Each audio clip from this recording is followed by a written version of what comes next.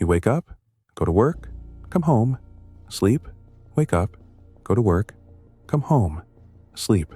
The same patterns, the same thoughts, the same desires, the same frustrations, the same temporary pleasures followed by the same dissatisfaction. Day after day, week after week, year after year. You think you're living. You think you're making progress. You think things will be different tomorrow, next week, next year, when you get the promotion, when you find the relationship, when you achieve the goal. But they never are. Not fundamentally. The circumstances change, but the pattern remains. The wheel keeps turning, and you keep spinning with it, not knowing you're trapped, not seeing the cycle, not recognizing that you're caught in something the ancient traditions called samsara, the endless wheel of cyclic existence, of repetitive patterns, of suffering disguised as normal life. And the most disturbing part isn't that you're trapped, it's that you don't know you're trapped. You think this is just how life is, just how things work, just the normal human experience, when actually you're caught in a mechanism, a cycle, a wheel that keeps you moving but never progressing, keeps you busy but never fulfilled, keeps you hoping but never satisfied. Samsara is a concept from Buddhism and Hinduism, but you don't need to be religious to recognize it. Don't need to believe in reincarnation to see the pattern. Don't need to accept karma to understand the mechanism.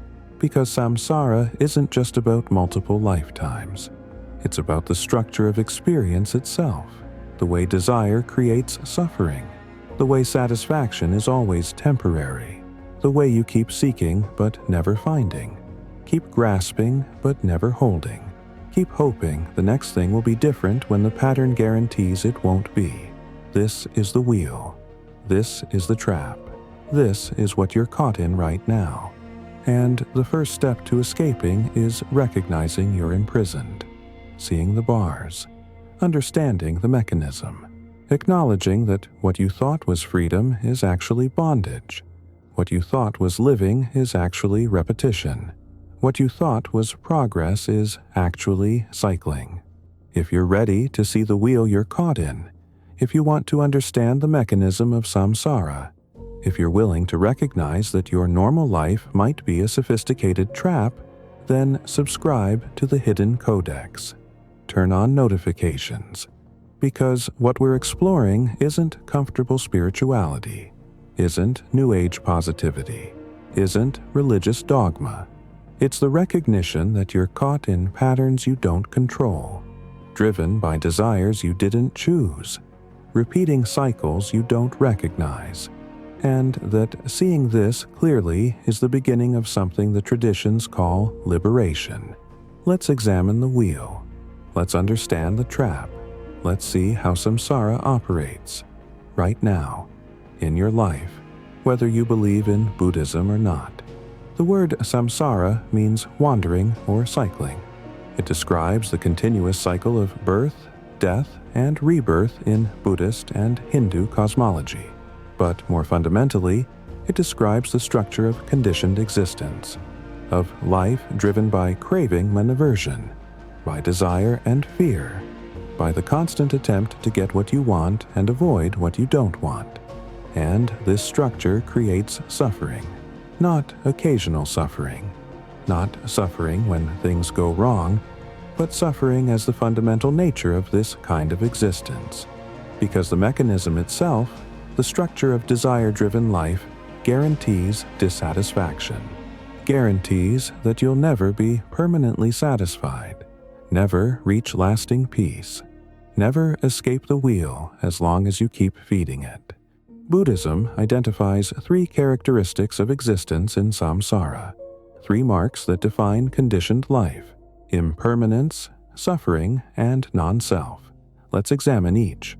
First, impermanence. Everything changes, nothing lasts, nothing remains stable. Your body changes, your thoughts change, your circumstances change, your relationships change. Everything you have will be lost. Everyone you love will die or leave. Every pleasure you experience will end. Every achievement will fade. Every moment passes. Nothing holds. Nothing stays. This isn't pessimism. This is observation. This is what actually happens. And yet you live as if things will last. As if this relationship will be permanent. As if this job will provide lasting satisfaction. As if this achievement will finally make you feel complete. You know intellectually that nothing lasts, but you don't live like you know it. Don't organize your life around this truth.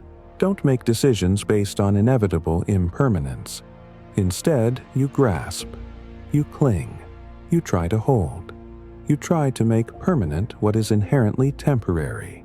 And this creates suffering, which brings us to the second mark, suffering, or more accurately, dukkha, which doesn't just mean pain, means unsatisfactoriness, means that even when things are going well, there's an edge, a dissatisfaction, a sense that this isn't quite it, that something's missing, that it won't last.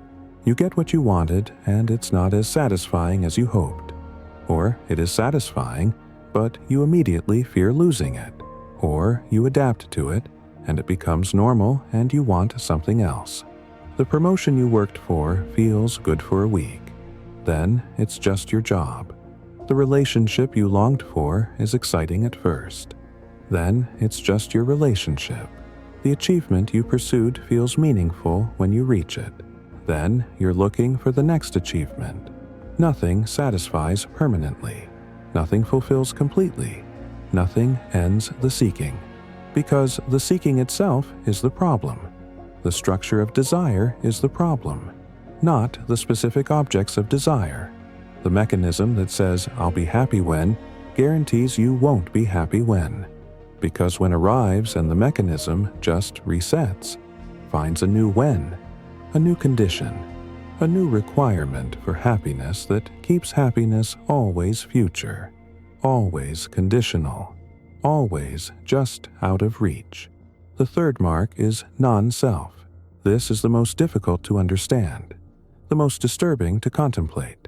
The idea that what you call self, what you think of as you, is not a solid, unchanging entity, not a thing, not a soul, not a permanent essence, but a process, a collection of changing phenomena, thoughts arising and passing, sensations appearing and disappearing, memories forming and fading, perceptions coming and going, all of it impermanent, all of it changing, all of it without solid core.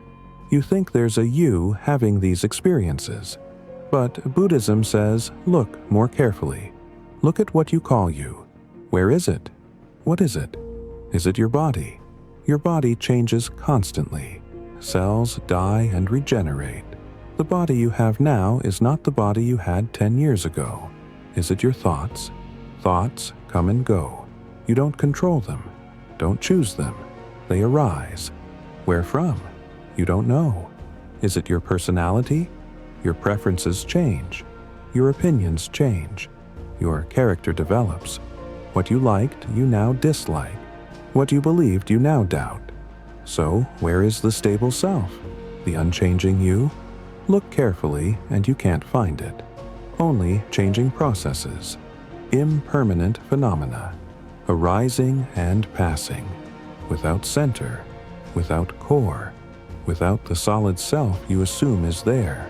This is disturbing, because your entire life is organized around self, around protecting self, advancing self, satisfying self, getting what you want, avoiding what you don't want, building security for yourself, creating meaning for your life, all of it based on the assumption that there's a solid you to protect and advance and satisfy.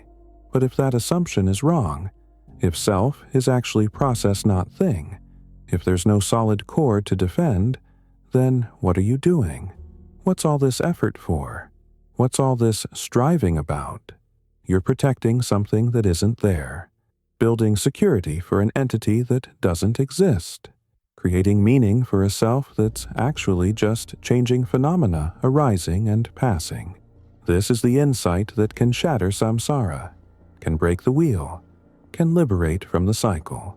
Because if there's no solid self, there's nothing to protect, nothing to advance, nothing to satisfy. And the entire mechanism of desire and fear that drives samsara collapses, because it was based on illusion, based on the belief in solid self that needs things, that lacks things. That can be improved through accumulation or achievement or relationship, when actually there's just process, just arising and passing, just phenomena without owner, without center, without the self you thought was there. But let's bring this down from abstract philosophy. Let's look at how samsara operates in actual daily life, how the wheel turns in ordinary experience. Start with desire. You want something. Maybe it's a thing, a new phone, a better car, a nicer house. Maybe it's an experience, a vacation, a relationship, an achievement. Whatever it is, the desire arises, and the desire creates a gap, a space between what is and what you want, between current reality and desired future. This gap is suffering, is dissatisfaction, is the feeling that things aren't right as they are, that you need something else, that life will be better when you get it. So you pursue, you work toward the desired thing, you sacrifice, you strive, you organize your life around obtaining it. This gives you purpose, gives you direction, gives you something to do, something to hope for, something to work toward. And maybe you get it. Maybe you achieve the goal, obtain the desired object, experience the wanted situation, and for a moment, satisfaction, relief, the gap closes. You have what you wanted. Life is complete. You've arrived. But watch what happens. Watch carefully, because this is where the mechanism reveals itself. The satisfaction doesn't last, can't last, because you adapt, because your baseline adjusts, because what was special becomes normal. The new phone is exciting for days. Then it's just your phone. The promotion feels significant for weeks. Then it's just your job. The relationship is thrilling for months. Then it's just your relationship. The achievement is meaningful when you reach it. Then you're looking for the next achievement. The desire that drove you toward this goal is satisfied, temporarily. But the mechanism that creates desire isn't satisfied, can't be satisfied, because it's not about the specific object.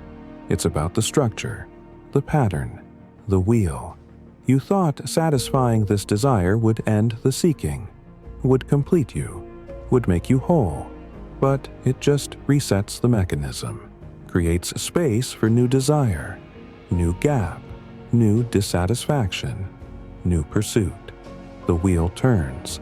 You're back where you started, wanting, seeking, hoping the next thing will be different, will be the one that finally satisfies. When the pattern guarantees, it won't be.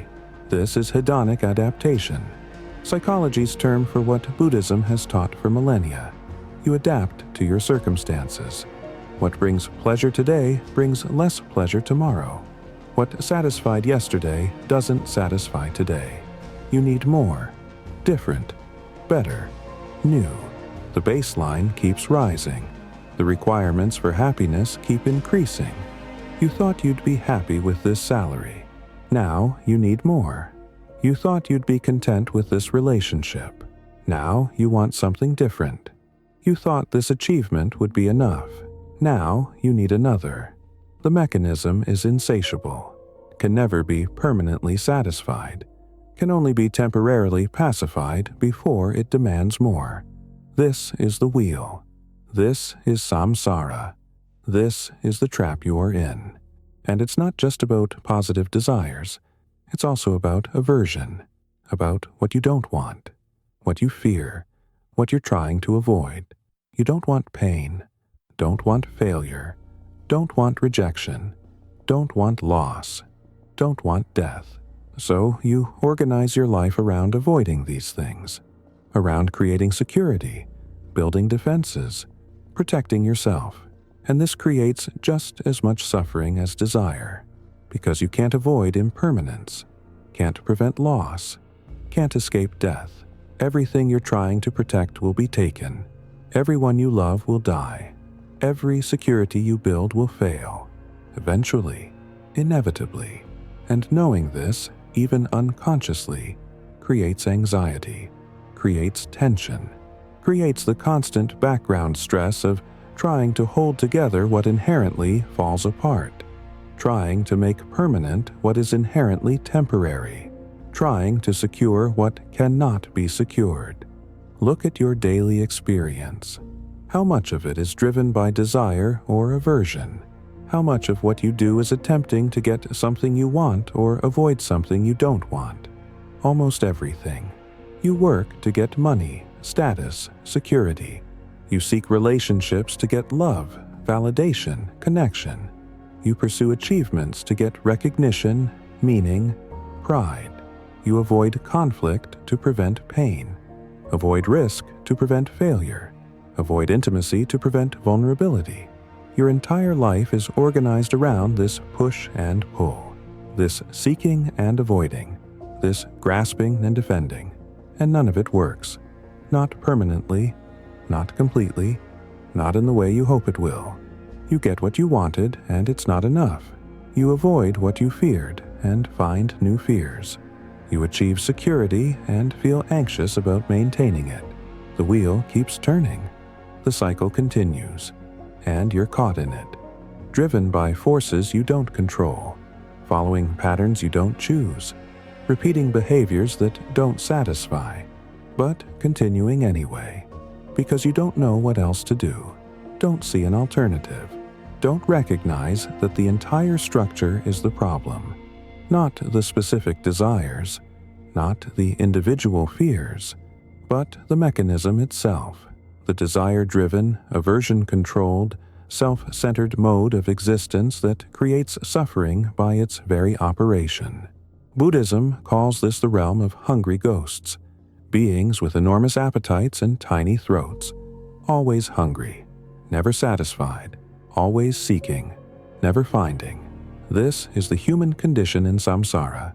Hungry ghosts pretending to be fulfilled, seeking endlessly, consuming constantly, never satisfied. Because satisfaction isn't the point. Seeking is the point. The mechanism keeps you seeking, because seeking keeps you in the mechanism, keeps the wheel turning, keeps you trapped in the cycle. If you ever actually found what you were looking for, if you ever achieved lasting satisfaction, the mechanism would stop, the wheel would cease. You'd exit samsara. But the mechanism prevents this, not through force, through structure, through the way desire creates seeking, which creates temporary satisfaction, which creates adaptation, which creates new desire, which creates new seeking, forever, unless you see it, unless you recognize the pattern, unless you understand that the problem isn't that you haven't found the right thing yet. The problem is that you're looking. The seeking itself is the trap. Now, let's talk about how this operates across larger timescales. Buddhism teaches that samsara extends beyond this lifetime, that you've been cycling through birth and death for beginningless time, that this life is just one in an infinite series. And you'll continue cycling until you break free. You don't need to believe this literally. Don't need to accept reincarnation to see the pattern, because the same cycle operates within this life. You've had many births and deaths within this lifetime, many beginnings and endings. The child you were died, the adolescent you were died, previous versions of you died, and new versions were born.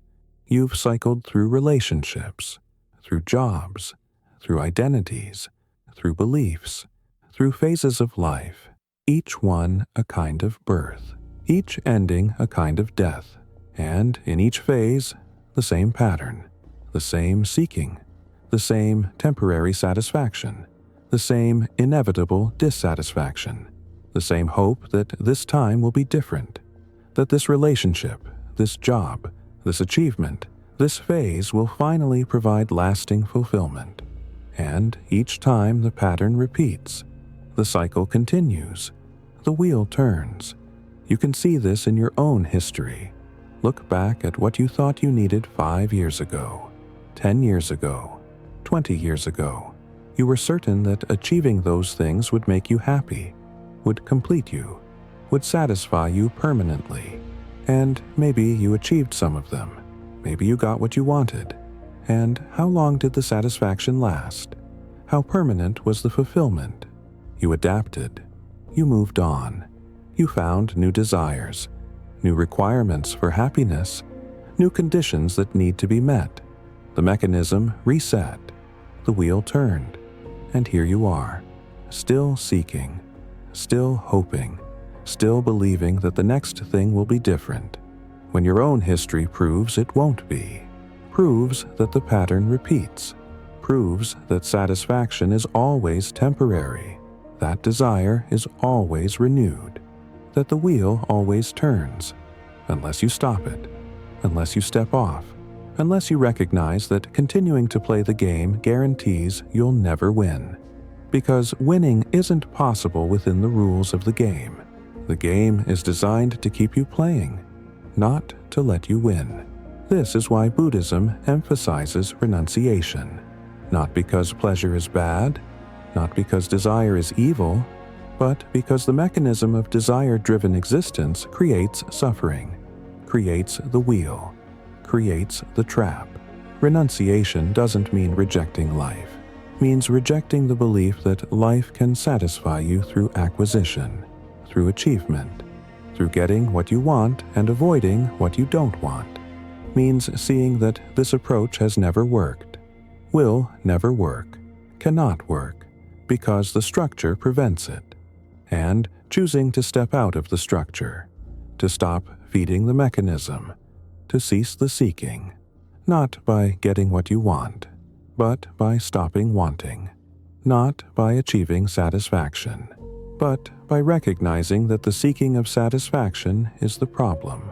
This is hard to hear, goes against everything culture teaches, everything advertising promises, everything you've been conditioned to believe. You've been told that happiness comes from getting what you want, from achieving goals, from satisfying desires, from avoiding pain, from building security, from finding the right relationship, the right job, the right lifestyle, the right circumstances. And you've been pursuing this your entire life, organizing everything around it, sacrificing for it, working toward it, hoping for it, and it hasn't worked. Not permanently, not completely, not in the way you need it to work. So what's the alternative? Buddhism offers a path, the Noble Eightfold Path. Right view, right intention, right speech, right action, right livelihood, right effort, right mindfulness, right concentration.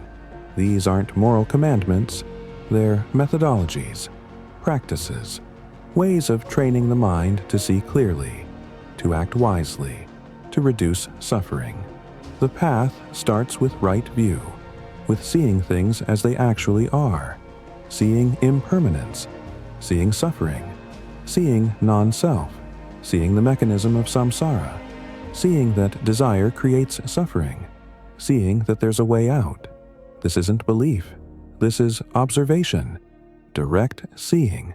You look at your experience carefully, without filters, without stories, without the narratives you tell yourself about what's happening. Just direct observation of what actually happens. And what you see is the 3 marks. Everything changes. Nothing satisfies permanently. There's no solid self. These aren't theories.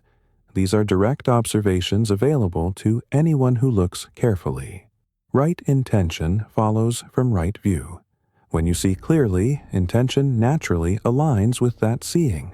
You intend to reduce suffering, to stop creating unnecessary suffering for yourself and others, to let go of harmful patterns, to cultivate beneficial ones, not because you should, not because it's moral, but because you see that harmful patterns create suffering and beneficial patterns reduce it.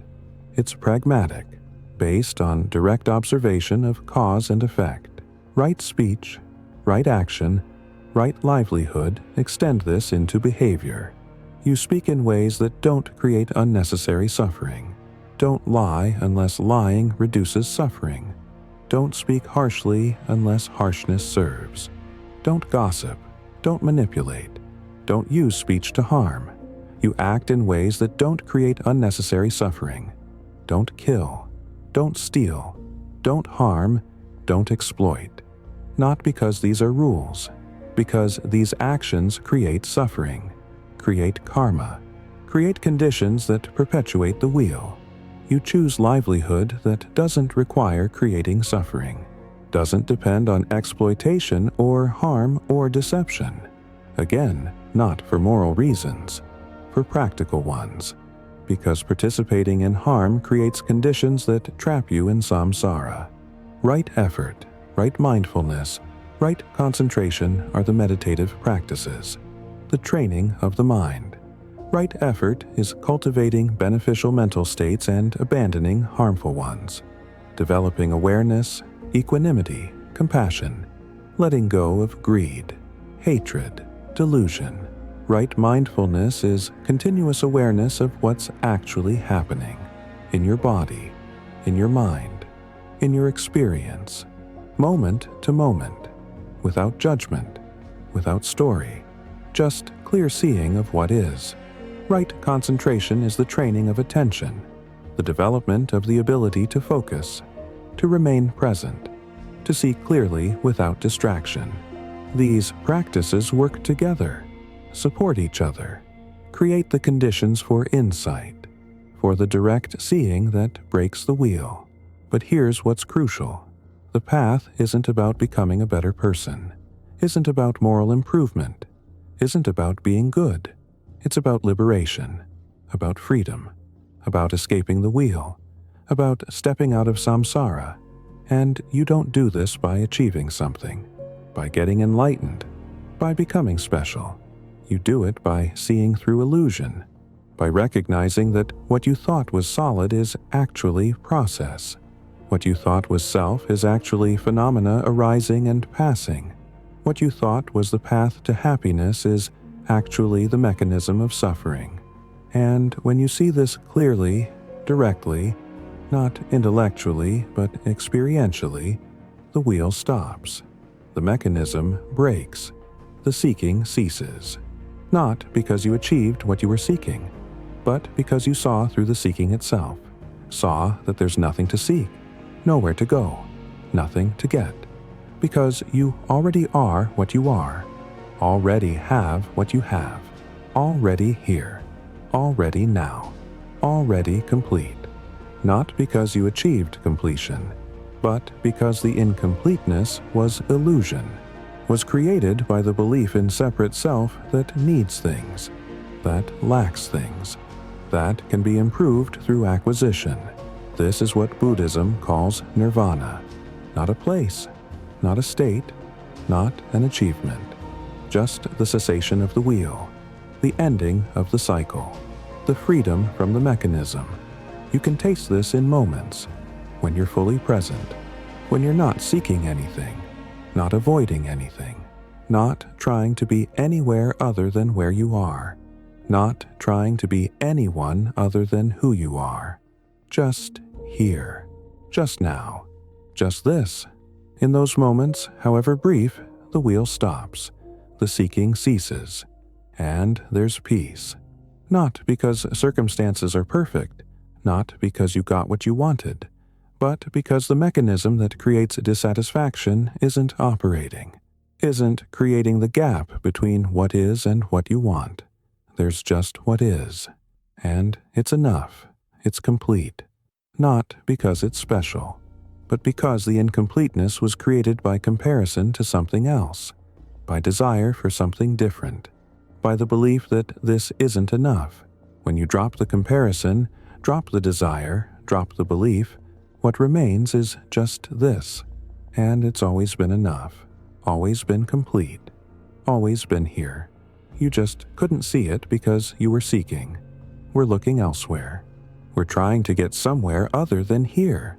Be someone other than this. If you're recognizing the wheel you're caught in, if you see the patterns you've been repeating, if you understand that what you thought was living is actually cycling, then subscribe to the Hidden Codex, because we explore the mechanisms that trap you, the patterns that bind you, the illusions that keep you seeking, and the clarity that might free you. Next time, we'll examine something even more fundamental. Until then, look at your own life. Look at what you're seeking. Look at what you're avoiding. Look at the cycle you're repeating. And ask yourself honestly, has it ever worked? Has getting what you wanted ever provided lasting satisfaction? Has avoiding what you feared ever created permanent security? Has achieving your goals ever completed you? Has satisfying your desires ever ended the desiring? Or does the pattern just repeat? New desires replacing old ones, new fears replacing satisfied ones, new goals replacing achieved ones, the wheel turning, the cycle continuing, you seeking, temporarily finding, adapting, seeking again, forever, unless you see it, unless you recognize the trap, unless you understand that you're in samsara, and the only way out is not through getting what you want, but through stopping the wanting itself, through seeing that the seeker is the problem, the separate self that needs things is the problem, the belief in incompleteness is the problem, and all of these are illusions, created by thought, maintained by habit, perpetuated by the mechanism of desire-driven existence, but not real, not solid, not necessary, just patterns that can be seen through, that can be let go of, that can cease. And when they cease, what remains? Not emptiness, not loss, not deprivation, but fullness, completeness, sufficiency. Not because you got something, but because you stopped seeking, stopped grasping, stopped believing in the illusion that you're incomplete, that you're lacking, that you need something other than what already is. You don't. You never did. You're already here, already whole, already free. You just couldn't see it because you were trapped in the wheel, caught in samsara, believing the mechanism, following the patterns, seeking what you already have, running from what you already are. And the moment you see this, the moment you recognize the trap, the moment you stop, the wheel stops, the cycle ends, and you discover you were never actually trapped. The prison was illusion, the bars were thought, the mechanism was belief, and none of it was necessary, none of it was real. You created the trap by believing in it, perpetuated the cycle by participating in it, maintained the wheel by feeding it, and you can stop, right now, this moment, by simply seeing, by recognizing, by understanding that you're in samsara, and that samsara is optional, is created, is maintained by ignorance and perpetuated by habit, but not solid, not necessary, not real in the way you think it's real, just a pattern that you can see through, that you can step out of, that you can end, not by achieving something, not by getting enlightened, not by becoming special, just by seeing, just by recognizing, just by stopping, the seeking, the grasping, the believing in separate self that needs things.